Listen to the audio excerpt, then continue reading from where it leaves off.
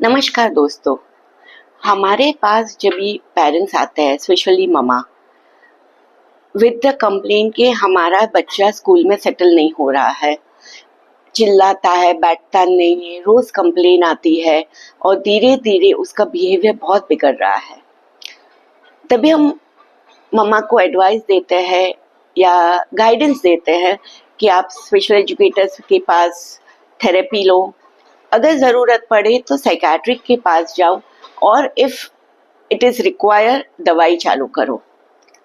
यहाँ पे ज़्यादातर पेरेंट्स और स्पेशली मम्मी का जवाब होता है कि मैडम दवाई चालू करने से डर लगता है। मैं आपका डर समझ सकती हूँ, लेकिन उसको थोड़ा सिंपल भाषा में समझे। अगर बच्चे को बुखार आता है तो हम घर की डोलो या पैरासिटामोल लेते हैं। अगर दवाई से कंट्रोल में बुखार नहीं आया तो फिजिशियन के पास लेते हैं। अगर वो चीज़ रिलैप्स होती है, वापस आता है, तो हम एमडी डॉक्टर के पास जाते हैं। तो जब भी आपको बुखार के सिम्टम्स पता है, आप उसकी दवाई करते हैं। तो ये जो बैठना नहीं, खाना नहीं, स्कूल में सबको परेशान करना, चिल्लाना, आगे जाके गालियां देना, ये सारे सिम्टम्स है, रेड फ्लैग्स है। आपके बच्चे को मानसिक स्वास्थ्य के लिए आपकी मदद चाहिए। उसको बताने की, उसकी आपको बताने की भाषा अलग है, लेकिन आप वो समझो। यहाँ पे हम 3 स्ट्रेटजी काम कर सकते हैं: awareness, acceptance and apply. Awareness मतलब पता होना चाहिए कि अगर बच्चा ये कर रहा है, अगर वो सेटल नहीं हो रहा है, अगर उसकी परेशानी बढ़ती जाती है, तो बच्चे के मानसिक स्वास्थ्य के लिए हमें काम करना है। ये अवेयरनेस मम्मी पापा और फैमिली में होनी बहुत ज़रूरी है। उसके बाद एक्सेप्टेंस। आपके आजू बाजू, आपकी सोसाइटी में, आपके सर्कल में ऐसे लोग होंगे जो ये जर्नी से पास हो गए हैं, उनको मिलो, उससे बात करो।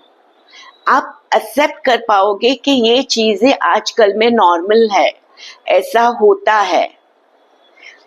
एक्सेप्ट करने के बाद जब भी आप साइकेट्रिक के पास जाते हो, अगर वो आपको दवाई के लिए बोलते हैं, apply that method to your child. Special educators के पास जाना, ओटी के पास जाना, चाहिए तो मेडिसिन लेना, ये बच्चे की ज़रूरियात है। कैसे होता है कि जैसे अगर बुखार आया तो आप थर्मोमीटर से मापते हैं, मेजर करते हैं, बुखार आया गया वो पता चलता है, कम हुआ ज़्यादा हुआ।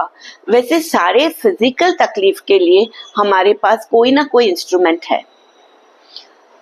मेंटल स्वास्थ्य के लिए बच्चे के बिहेवियर ही सिम्टम्स है।